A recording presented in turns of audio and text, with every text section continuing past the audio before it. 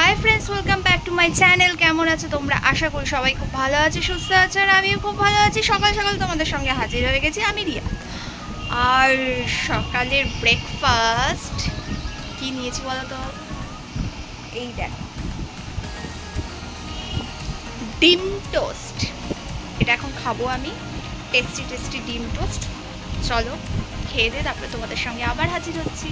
কথায় আছে সংসার সুখের হয় রমণীর গুণে। হঠাৎ করে এই কথাটা কেন বললাম জানো?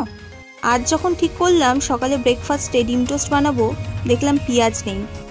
পেঁয়াজ ছাড়াই কিন্তু তৈরি করে নিলাম ডিম টোস্ট। একেই বলা হয় রমণীর গুণ। তোমরা ভাবছো হয়তো এটা কোনো ব্যাপারই না।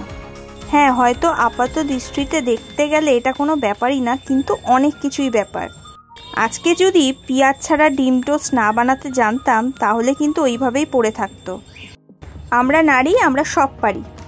ভিডিওটা কেমন লাগলো জানাতে ভুলো না। দেখা হচ্ছে নেক্সট ব্লগে। বাই।